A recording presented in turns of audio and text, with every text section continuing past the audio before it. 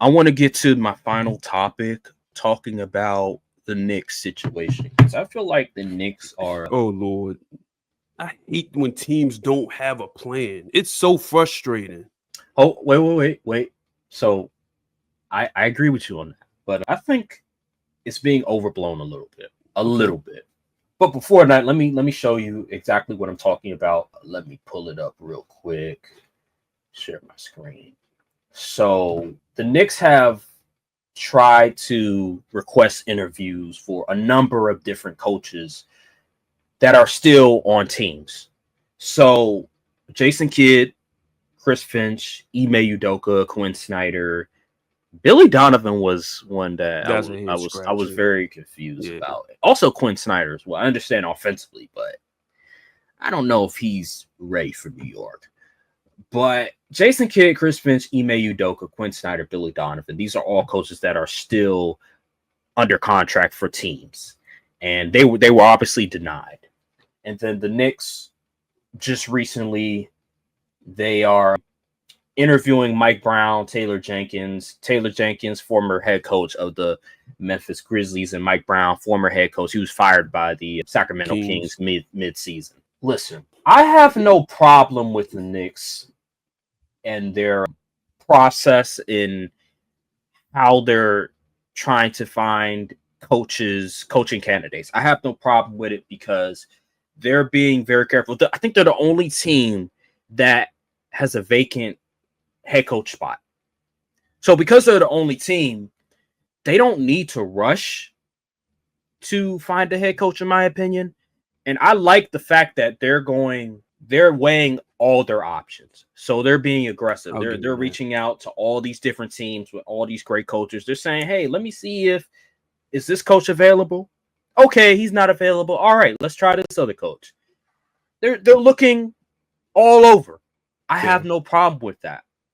Taylor Jenkins, Mike. I don't like Mike Brown. I don't like them trying to interview with Mike Brown, but I get it. They're trying to weigh all their options. I think the criticism is overblown. I think this is just the media is doing what the media always does when it comes to big markets like the New York Knicks. They're ready to criticize them because Tom Thibodeau took them to a conference finals, and now it seems like they have no plan. I get it. They thought, okay, you fire Tom Thibodeau, you should have a coach immediately ready. But I think that's a bit farce because if you're trying to find the right coach for this team, you have to be very careful in who you hire. That's what I believe. And if you're the only team without a head coach, you can take your time. Now don't take too long. Don't take too long. You gotta find one before the draft start. That's what I'm saying. So I have no problem with what the Knicks are doing. I think the Billy Donovan one was confusing, but I have no problem with what they're doing. What is your Here- thought on the situation? Here's my thing with my problem with the Knicks coaching search isn't that they try to request interviews from other head coaches or anything like that, because like you said, they're the only coach team with a head coach vacancy. My problem is usually if a team wants to get a coach, they will grab like one of them assistants or something, one of those offensive assistant coaches. The problem with that is the Knicks can't really do that because the roster isn't constructed to be like, okay, maybe we could get this young coach, give him a couple years. No, they need to win now. They made trades in order to win a ring as soon as possible and compete. And that second apron is coming. And they don't really have the luxury to, unless they start making trades and offloading contracts and stuff, they don't have the real luxury of developing a young, bright-minded head coach. They're looking for guys that have playoff experience, that has experience leading a locker room and all that, and probably playoff experience as well. So that's my whole problem. Like, you fire the coach, but yet your contingency plan isn't conclusive of how your roster is constructed. Like, you're limiting yourself based off of mistakes that a mistake that you made as far as roster construction. So now you don't even have like your pick of the litter of all these young, bright-minded coaches that people like raving about, and you got to pretty much pigeonhole yourself into this small group of guys that have experience in the playoffs because your goal is to win ASAP because you constructed the roster that way. That's a fair point, especially with all these veteran players on the team. They need somebody that has experience. Here's my thing. Yes, you're correct about that. But when you look at the candidates, the experienced coaches, are you comfortable in hiring those coaches to be the next head coach of the Knicks? I don't think so.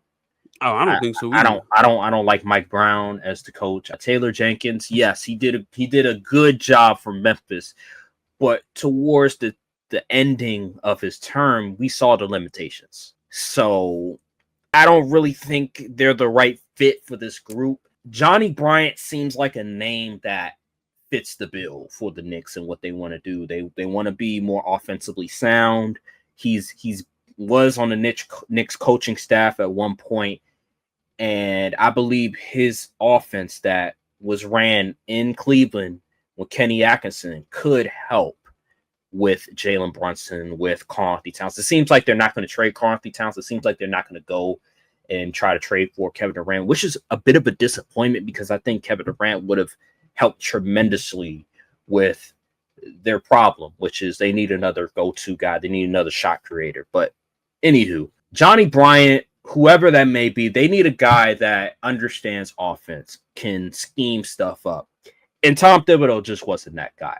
So I had no problem with them letting go to Tom Thibodeau, and I had no problem with them requesting interviews from current coaches on other teams. I just don't have a problem. Overblown. Yeah, that's what I'm saying. I just think the media. This is another thing with the media. They try to overblown everything. Charles Barkley, Stephen A. Smith, all these guys. I think it's simply because the fact it's the Knicks and people. You be like, oh, people should be banging their door down to get hired there. But it's like, well, you look at the field of candidates. They got fired from their old job for a reason. So, right, and I just again, like they think this is the old Knicks. Like, oh, Jim Dolan, he's so dysfunctional, but he's been away from the basketball operations. He's let the GM, he's let the basketball guys do their thing. Leon Rose, all these people. I think if I'm a Knicks fan, I'm more confident today than how I was 5-10 years ago. With the way that Tom Thibodeau coached, yes, they got to the conference finals. Yes, they've been to the playoffs more times than not. But you're trying to win a championship. Do you believe Tom Thibodeau is that coach that can win you a championship? Nope. And no media person has answered that question. No media person has said, do you think Tom Thibodeau can win them that championship? Do you think Tom Thibodeau is a championship level coach? No media person has answered that question. They just say he took them to a conference finals. You don't make those trades. You don't make all those moves. You don't re-sign these players to be good with just making the conference finals. You want to win a championship. And Tom Thibodeau just isn't that guy. We saw the ceiling. His ceiling is conference finals. And that's fine. But with the Knicks, they're trying to win. They're trying to win a championship. And if I'm a fan of the Knicks, I'm fine with that. I just think they need to communicate that more. Right. Why haven't I seen reports that the Knicks didn't believe that Tom Thibodeau was good enough to lead them to a championship? I don't see any reports of that. They need to find a coach that they believe can ultimately lead them to a championship. I believe there's somebody out there. Maybe it's not the coaches that people are known for, that they know of, like Taylor Jenkins, Mike Brown, all these other people. But there's potentially a coach out there that they feel like can lead them to a championship, that can put them over the top. With the right coaching staff, with the right scheme, I believe that can happen. People thought Rick Carlisle, well, I think that's a terrible example because he's won a championship. But regardless, they have to figure out a way to get over the hump. They can't just be satisfied. Rick Carlisle's reputation did take a hit. I mean, considering if you look at his all-time record in the playoffs and the regular season, it's like I think he's under 500 on both. But he did win a championship. Yeah, he did win a championship. So I don't want to use an example, but whoever they hire, they did their due diligence in interviews and identifying what exactly they want this team to look like going forward. And it's obvious they're probably looking for an offensive-minded guy. Yeah. And a guy that utilizes the bench rotation. Whoever that is, we'll see. Maybe that could be Taylor Jenkins. Maybe that could be Johnny Bryant. I don't see Mike Brown being that guy. No. But whoever it is, whoever the Knicks hire, rid of Mike Brown, they low key got better. Whoever the coach is, I believe the Knicks would have done their due diligence in identifying what exactly they can bring to the table that will ultimately get the Knicks over the hump. Because we saw in the conference finals against the Indiana Pacers what exactly they need. It's not just personnel. It is how you adjust, how you manage your players' minutes, and offensive scheme-wise. So we'll see.